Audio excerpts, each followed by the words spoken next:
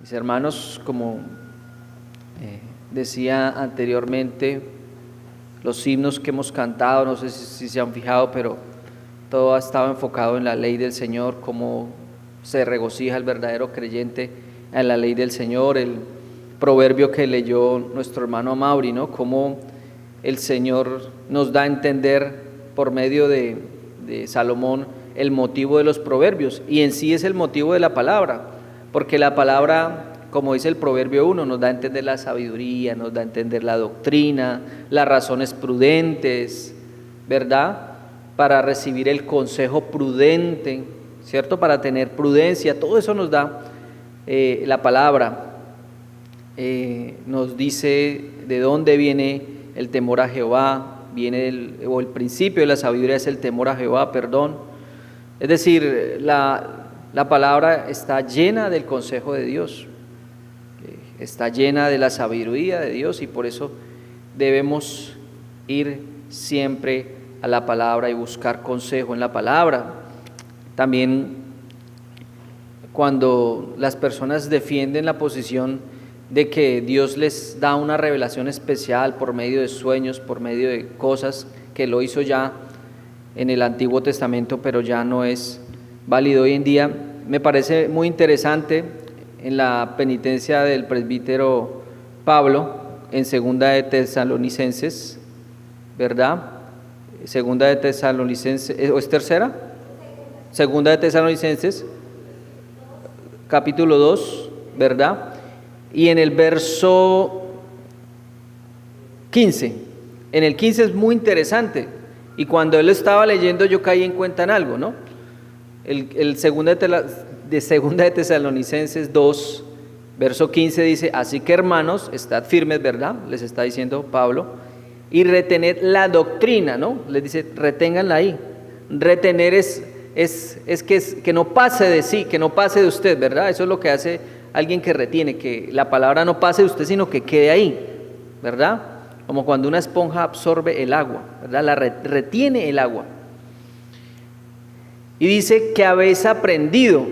Y miren las dos formas únicas que dicen que han aprendido la doctrina, la palabra de Dios. Dice, sea por palabra o por carta nuestra. No dice ni por sueño, no dice ni por una visión, solo de esas dos formas.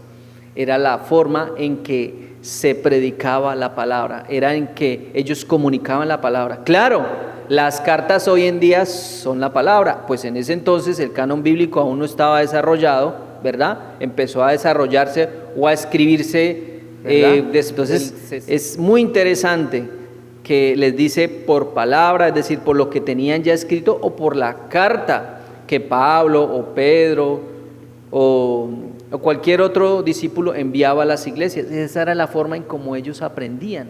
Y él está diciendo, retengan esto, reténganlo. Es muy interesante. Vamos al Salmo 1, por favor. El Salmo 1 dice, vamos a leerlo todos juntos.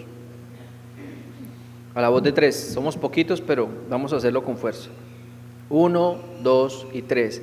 Bienaventurado el varón que no anduvo en consejo de malos, ni estuvo en camino de pecadores, ni en silla de escarnecedores se ha sentado. Y la ley de Jehová está su delicia, y en su ley medita de día y de noche. Vamos a dejar hasta ahí. Era el 1:1 nomás, pero bueno, no importa. Están bien. Hemos visto y vimos anteriormente que era la palabra bienaventurado, una persona dichosa, pero hablando esto en la parte espiritual, ¿no?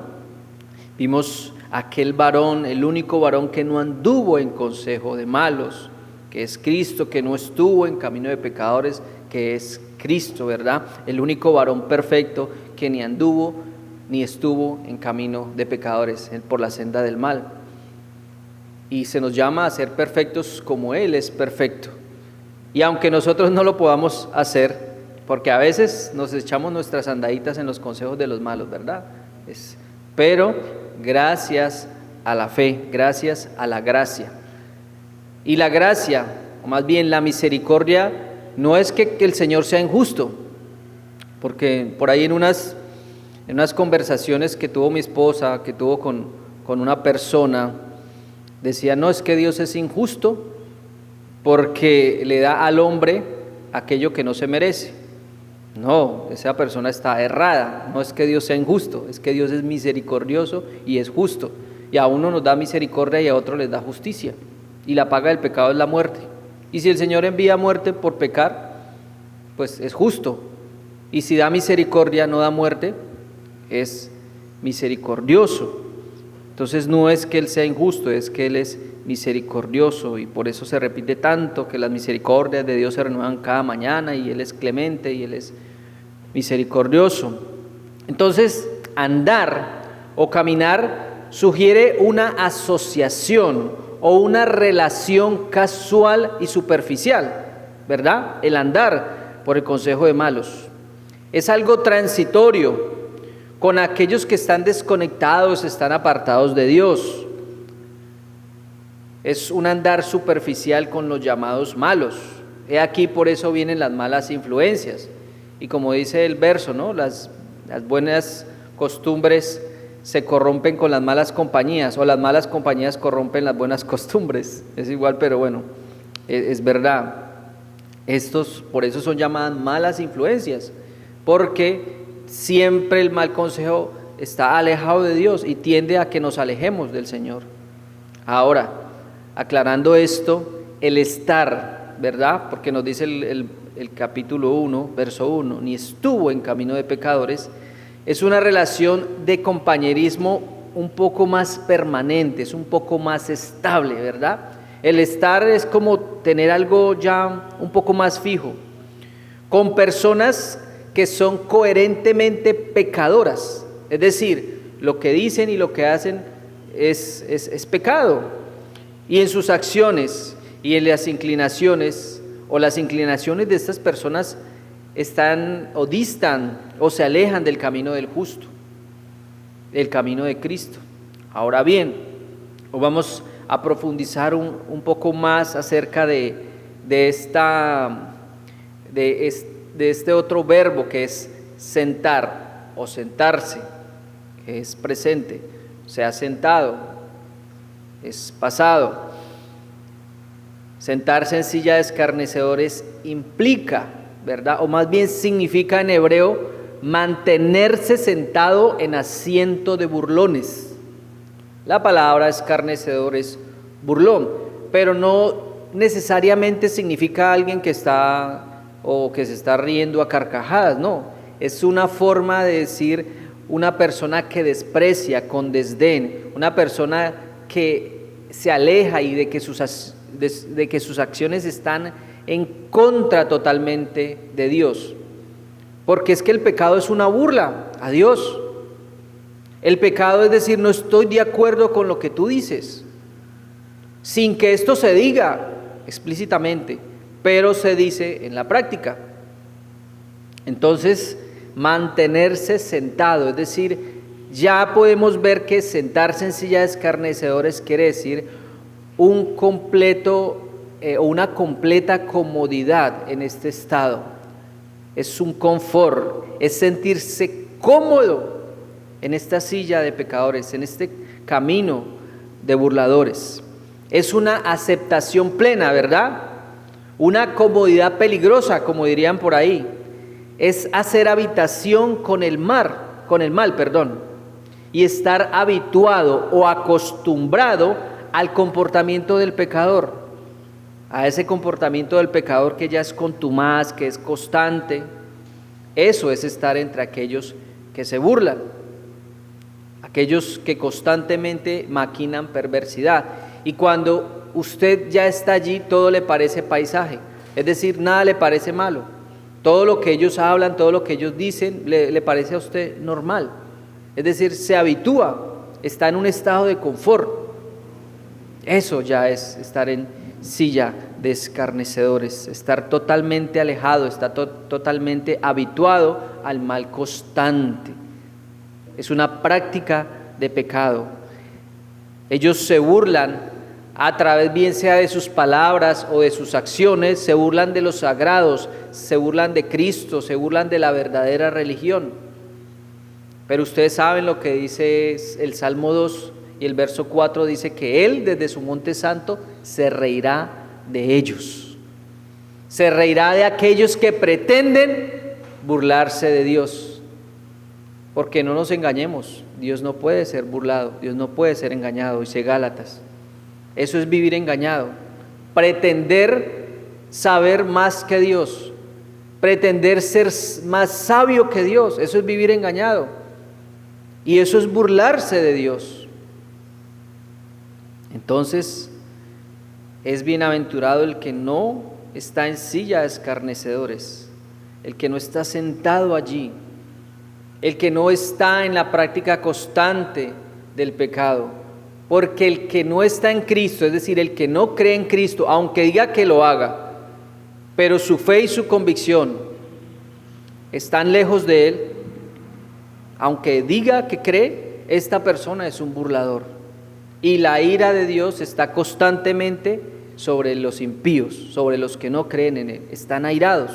Por eso necesitamos la paz con Él. Por eso el mundo necesita la paz para con Dios. No la paz total o la paz que promete el gobierno. No, necesita la paz para con Dios. Y eso es lo que no han entendido. Eso es lo que no buscan. Buscan otras cosas. ¿Acaso para que alguien se considere escarnecedor o burlador, tiene que utilizar directamente hacia Dios lenguaje soez, esto es grosero, o todo tipo de palabras necias, groseras, blasfemas, burlonas y malas?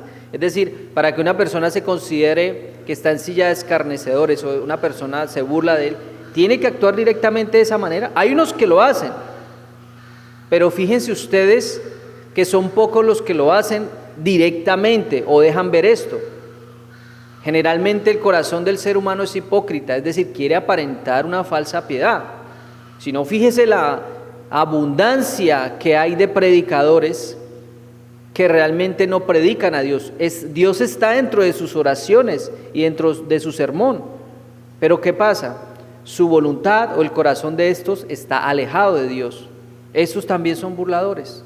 Entonces una persona necesariamente, como dije anteriormente, no necesita estarse burlando de Dios en la cara, así explícitamente, no, lo hace por medio de sus acciones.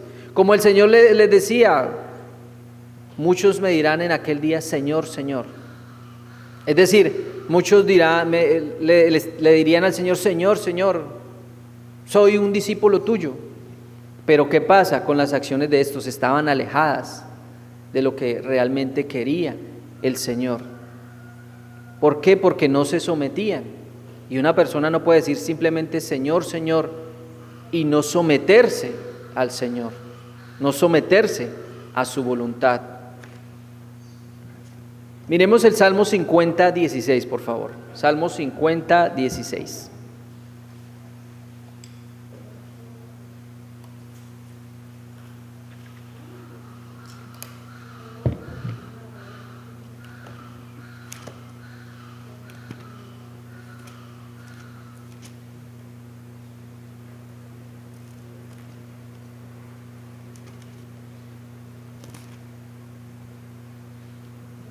Dice el Salmo 50, 16,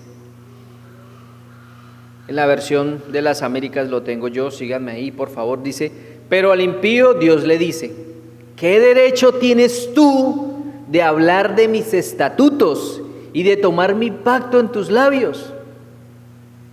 ¿Qué derecho tiene el impío de tomar la palabra de Dios en su boca y decirle Señor al Señor si sus obras o sus acciones o su voluntad está alejada de la voluntad de Dios? No tiene ningún derecho.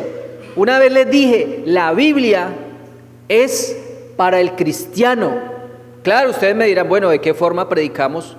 Pues sí, es con la Biblia, pero lo que está escrito es para el creyente, es decir, le pertenece al creyente. Las cosas que Dios reveló, como dice en Deuteronomio 29, 29, esas cosas que ha revelado son para su pueblo, pero las que están escondidas le pertenecen a Él. Y están escritas para que se cumplan y para que se haga su voluntad. Pero la Biblia es para el creyente.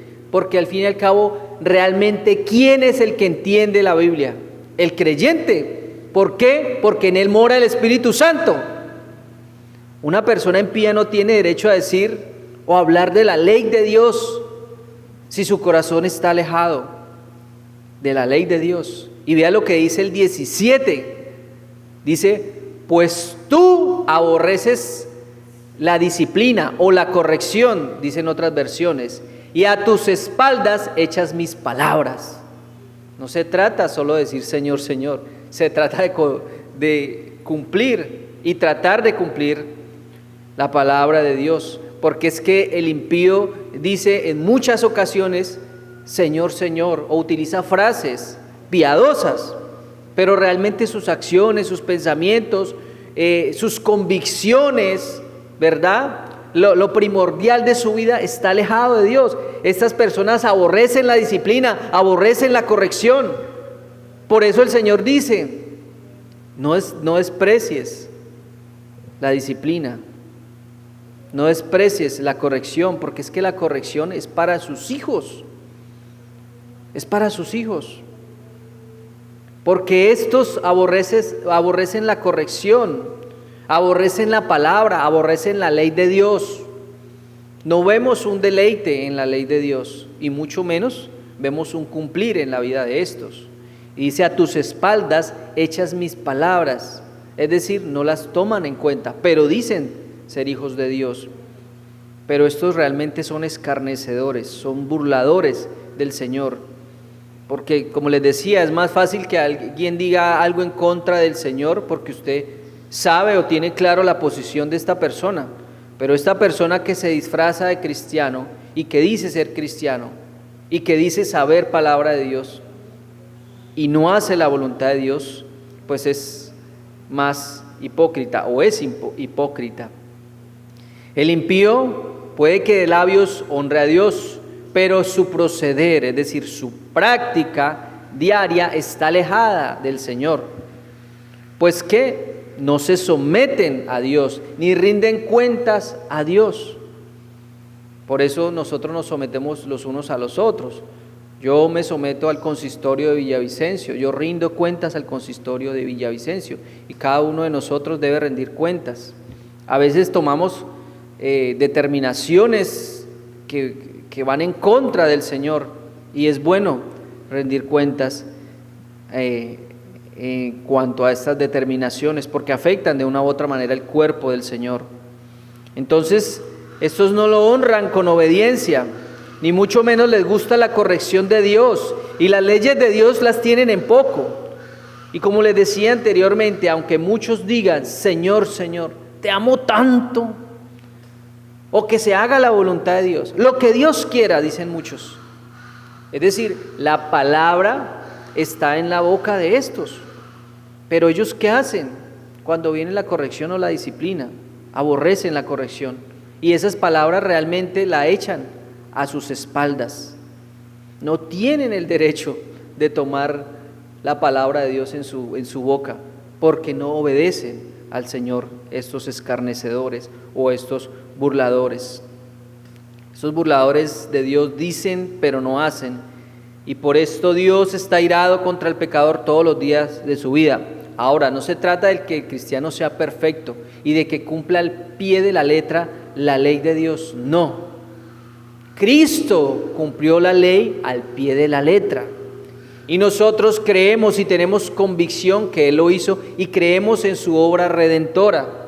Y ahora esa justicia que Él hizo se nos es imputada, es decir, nosotros somos justificados por creer lo que Él hizo en la cruz. Por eso somos justificados, no por nuestra obra perfecta, ni porque seamos los más buena gentes. No, tenemos errores, tenemos pecado, pero creemos en Él, y claro, hay cambios en nuestra vida.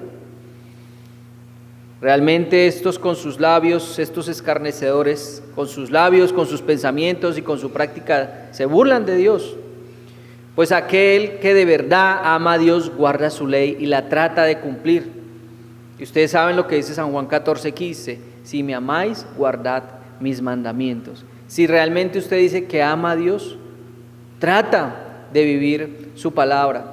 No porque trate de llegar a Él o porque sienta que necesita cumplirla para ganar algo o para ir al cielo. No, la cumple como agradecimiento, sabiendo que Cristo ya ganó el cielo por usted. Y lo mínimo que Él quiere de usted es obediencia, que le obedezca. Así como un padre a un hijo. ¿Qué es lo que exigen los padres de los hijos? Que sean obedientes. Y los padres aman a los hijos desde que nacen, ¿cierto? Desde que son bebés. ¿Y hay algo que haya hecho ese niño pequeño para ganar el amor de sus padres? Me pregunto yo. No hay nada, ¿verdad? Uno los ama desde pequeños y les da su amor sin que ellos hagan algo. Pero a medida que crecen y van madurando, ¿usted qué les exige a ellos? Obediencia. Y es lo que Dios exige a nuestras vidas, obediencia. Él nos ha dado todo, nos ha dado la vida, nos ha dado todo lo que nos rodea, nos ha dado el cielo. El Padre no escatimó a su Hijo. ¿Qué es lo que exige? Obediencia. Y para que esa obediencia pueda ser mejor practicada, o más bien para que esa obediencia sea menos difícil, debemos estar sumergidos en la palabra. No hay otra forma, hermanos, no hay otra forma, es en la palabra. Lo que les decía Pablo a los tesalonicenses: retengan la doctrina por medio de la palabra o por medio de las cartas que yo les he escrito. Y la única forma de retener la ley, la única forma de meditar en ella es por medio de la palabra. Ya vamos para allá. El que cree que cumple la ley,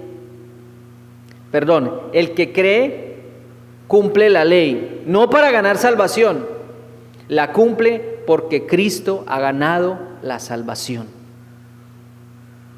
Vamos al Salmo 26, versos 4 y 5, por favor.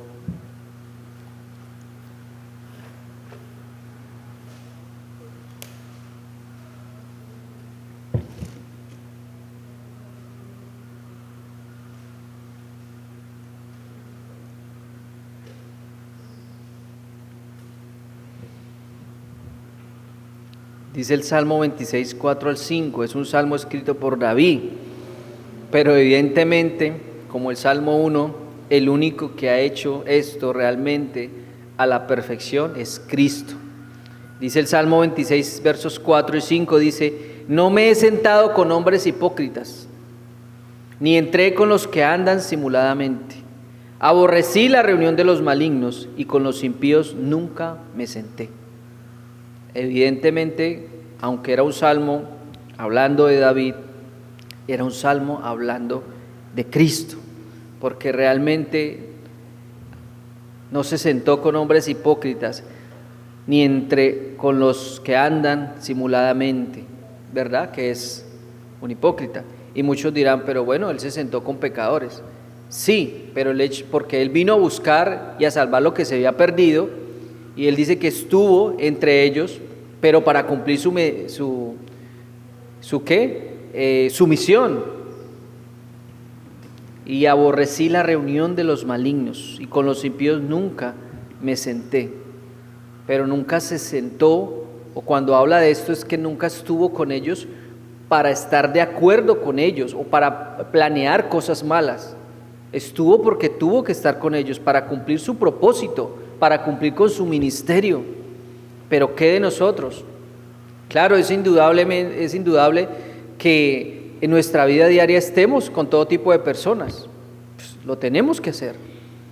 Pero ¿qué pasa cuando estas personas hablan o dicen cosas que están en contra del Señor, o su mal proceder es algo, valga la redundancia, es algo malo? ¿Qué pasa con esto? ¿Estamos de acuerdo con ellos? ¿Nos reímos con ellos? ¿O de pronto puede que nos dé timidez decir que somos cristianos y no estamos de acuerdo con estas personas? El verdadero, perfecto, que aborreció la reunión de los malignos, el que no se sentó al lado del hipócrita ni del impío, es Cristo, Cristo Jesús.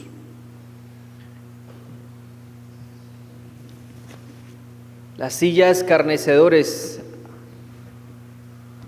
este trono o cátedra pestilente, así lo traduce la Vulgata Latina, que fue la primera traducción al latín de la Biblia, lo traduce como un trono o una cátedra pestilente, un trono o cátedra pestilente, y la Reina Valera del 60 lo traduce como silla de escarnecedores, que es como lo conocemos hoy en día. ¿Y qué es pestilente? ¿Qué quiere decir con esta palabra pestilente? Pestilente es algo que produce muy mal olor, que huele muy mal, ¿verdad? Es como cuando en el invierno se empezaron a rebosar todas estas alcantarillas a la orilla del río y que olían muy mal, ¿verdad? ¿Y será que alguien quiere estar al lado de algo que huele muy mal? Hermanos, así es el pecado. Lo que pasa es que no tenemos ese olfato, pero huele muy mal. Es pestilente, es un trono pestilente. Esto se refiere a lo repugnante que es la práctica diaria, contumaz, descarada, burlona del pecado en la vida del hombre. Y como decía anteriormente, si pudiésemos ver con ojos espirituales realmente, viésemos y oliésemos la pestilencia del pecado, viviríamos alejados de él, alejados de él. Como decía el Proverbio 1:10, que ya lo leyó mi hermano Mauri: hijo mío, si los pecadores te quisieren engañar, no consientas, no lo hagas, aléjate, porque esto solo los invitan al pecado. Este trono pestilente o silla de escarnecedores o burladores son los escenarios donde se pacta con las fuerzas oscuras y destructivas de este mundo, participando en sus obras con silenciosa complicidad. Cristo rechazó de manera absoluta los reinos terrenales que le fueron prometidos, ¿verdad? Le fueron ofrecidos todos ellos. Este poder está atado inseparablemente, es decir, es indisoluble al orgullo humano. El orgullo humano siempre quiere el poder, siempre quiere el trono, siempre quiere estar por encima. Pero ese trono que anhela el ser humano es un trono pestilente, es una silla de escarnecedores al fin y al cabo, porque eso es lo que ofrece el mundo, cosas malas. La imagen del trono pestilente resulta profundamente acertada o adecuada, pues pocos escapan del deseo de dominar o tener poder o escapar al hambre de gloria mundana. ¿Qué es lo que quiere el hombre? La gloria, quiere el poder, repito. El hambre de este trono de gloria es corrupta, es como una plaga que se extiende sin fronteras. Esta ambición de este trono, de esta silla, contamina todo cuanto toca. ¿De qué sirve sentarse en esta silla pestilente y maloliente y en este sitio de burladores? ¿De qué sirve ganar al mundo si el alma se pierde? También en otro sentido representa aquellas enseñanzas y doctrinas heréticas que se vieron en el pasado y que se ven hoy día, y son doctrinas dañinas que se difunden como gangrena, corrompiendo el alma y desviando la verdad. Todo esto se burla de la verdadera doctrina, se burla del Evangelio. Vamos a 2 de Timoteo 2:17, por favor. Porque es que el Evangelio, o podríamos decirle otros tipos de evangelio, no que haya otro evangelio, pero otros tipos de evangelio, otras cosas que alejen de la verdadera doctrina, hacen daño y hacen que las personas se burlen de Dios. Mire lo que dice Pablo a Timoteo, dice: y su palabra carcomerá como gangrena, en las cuales son Himeneo y Fileto, hablando de la falsa doctrina, hablando de lo que hace la falsa doctrina. Es muy peligrosa, se extiende como gangrena. Usted sabe que si le cae gangrena a una parte de su cuerpo, tienen que amputarlo, ¿verdad? Así se extienden las falsas doctrinas y las falsas herejías como gangrena, y lo único que hacen es daño, y lo único que traen es muerte. Y Efesios 5:11 nos dice: y no participéis en las obras infructuosas de las tinieblas, sino más bien reprenderlas. Ahora, ¿cómo saber cuándo ando, o cuándo estoy, o cuándo me siento en la silla de escarnecedores? En la palabra, mis hermanos. La palabra es lo que nos ayuda a discernir, y si no estamos con los ojos bien abiertos en la palabra, nos va a ser imposible decir: en qué posición estamos nosotros.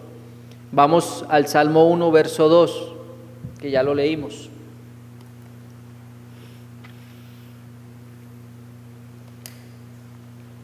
Leámoslo todos juntos, por favor. Salmo 1, verso 2, a la voz de 3. 1, 2, 3. Sino que en la ley de Jehová está su delicia, y en su ley medita de día y de noche. Estos son versos que no necesitan explicación, ¿verdad? La ley de Jehová hoy en día es la Biblia. Allí está toda su ley, allí está todo lo que Él quiere que nosotros sepamos. Y en esta ley deberíamos meditar de día y de noche y hallar refugio, paz, delicia en ella. Esa es la respuesta. La respuesta está en la Biblia. El medio de gracia que junto con la oración no debe faltar en la vida del cristiano. La ley de Dios debe ser como la miel a nuestro paladar, como lo cantamos, como esa miel del panal. Debe ser como aquella comida que tanto anhelamos y que no quisiéramos parar de comer, por lo deliciosa que es, y que siempre quisiéramos que se nos sirviera lo mismo. Ustedes imagínense lo más rico que ustedes han comido o lo que más les gusta. ¿No quisieran estar comiendo continuamente esto? Así debería ser la palabra del Señor. Debería ser algo que nos llame. Y claro, a veces la pereza o a veces nuestra falta de disciplina hace que nos alejemos de ella. Pero es deber nuestro tener esa disciplina e imponernos ese estudio de la palabra. Su deleite está en la ley. No es igual estar en la ley que estar bajo la ley. Quien está en la ley, es decir, en Cristo, la abraza libremente. Vamos libremente a la palabra. ¿Por qué? Porque hemos sido liberados por el poder de quien derramó su sangre en la cruz del Calvario. Y este es guiado por la convicción de aquel que fue crucificado, porque tenemos fe. En cambio, quien está bajo la ley se somete por obligación. Aquí no hay ninguna convicción de que alguien más pagó. Estos se rigen bajo su propio cumplimiento de la ley o de cumplir los mandamientos para lograr o alcanzar salvación. Ellos jamás alcanzarán deleite. Y claramente hay quienes aborrecen la ley sin ocultarlo.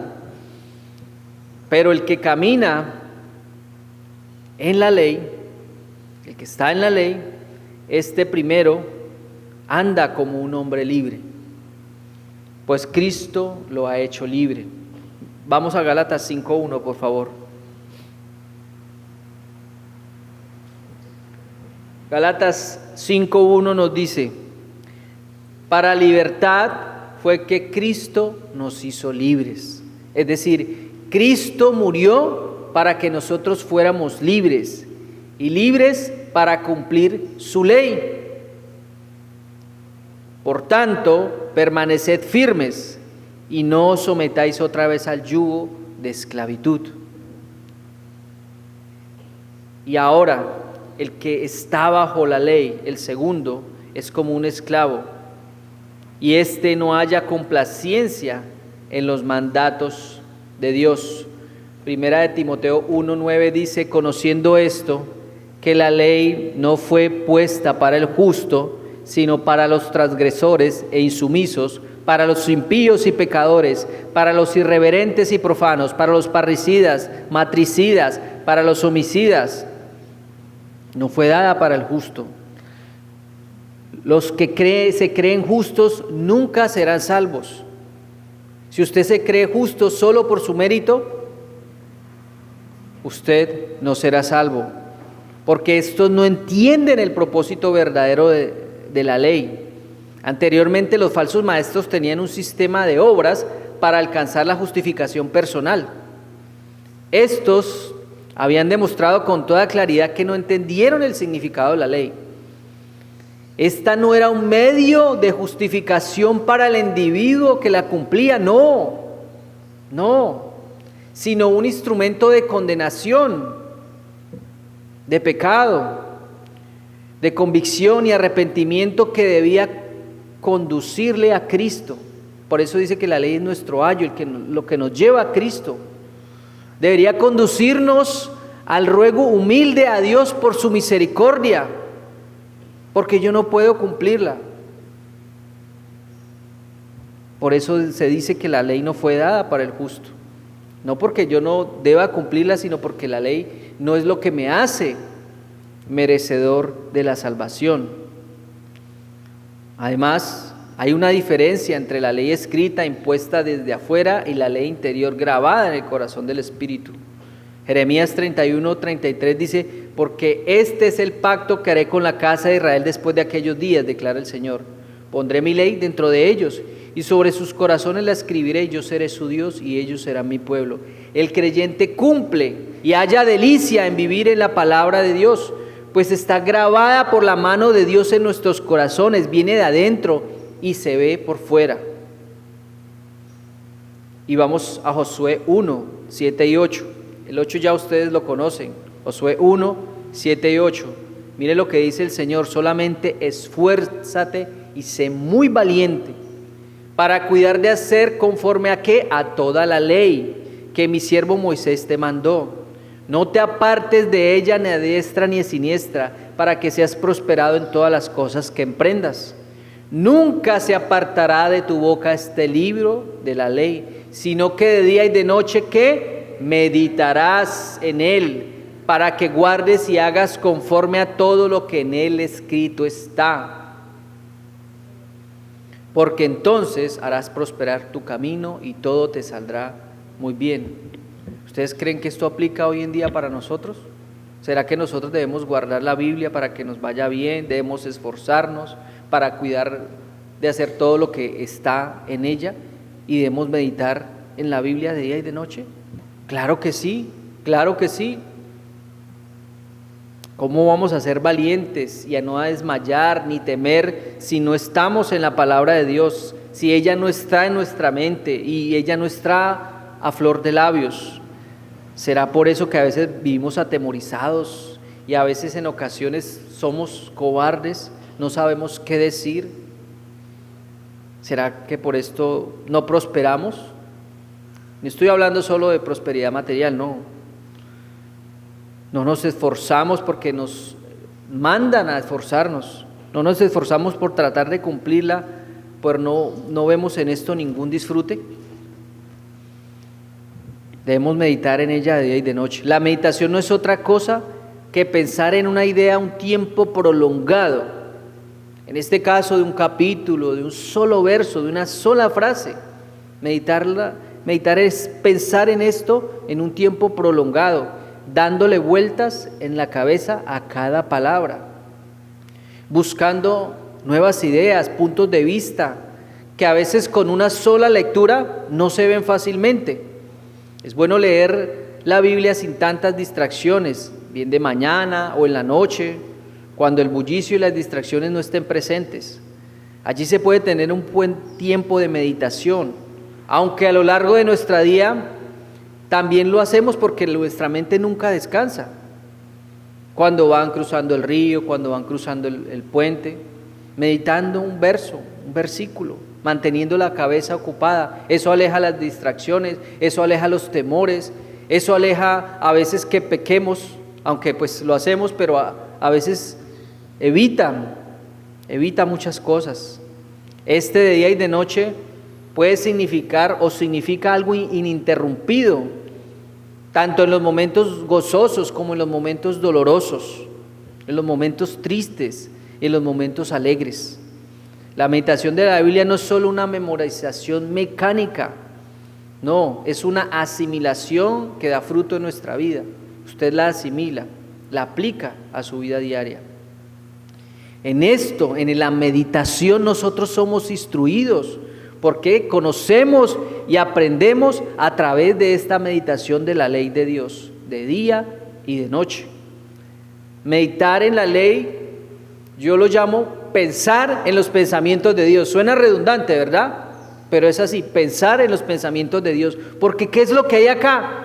Están los pensamientos de Dios expresados por medio de hombres, inspirados por el Espíritu Santo, pero son los pensamientos de Dios, es lo que quiere en que nosotros invirtamos nuestra vida, es lo que Él quiere que nosotros pensemos, es lo que Él quiere que nosotros pensemos, pensar en los pensamientos de Dios. Y no se limita solo a repetir sus palabras, sino que se manifiesta o se ve en una obediencia fervorosa a sus mandamientos.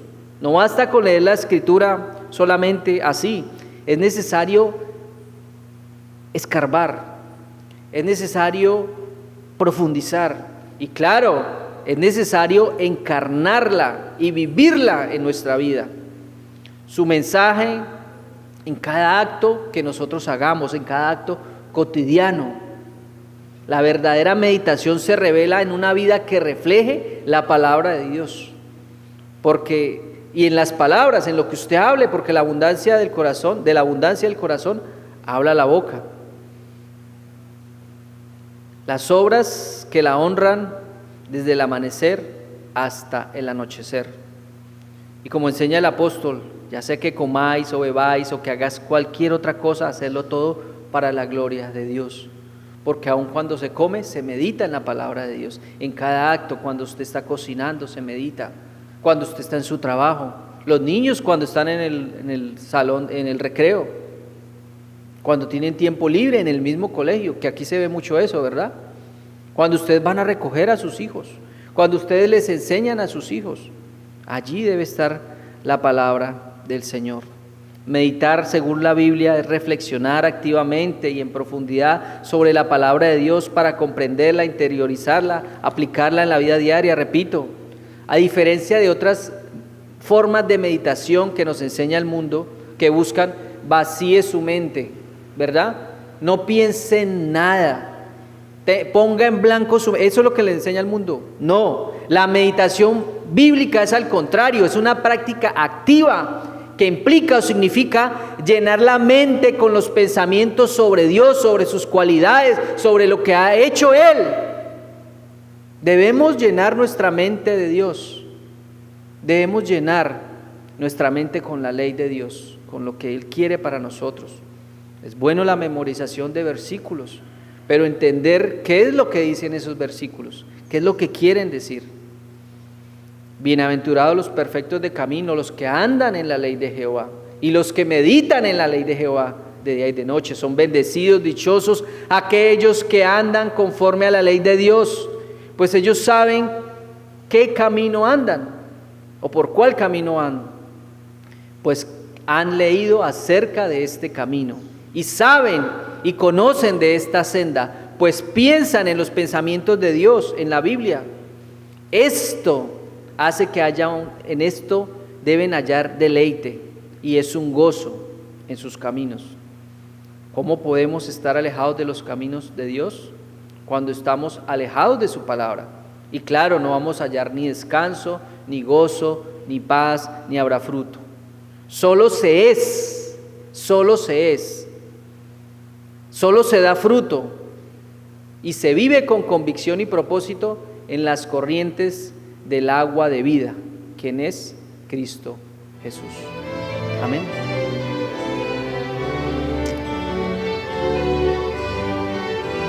Bendito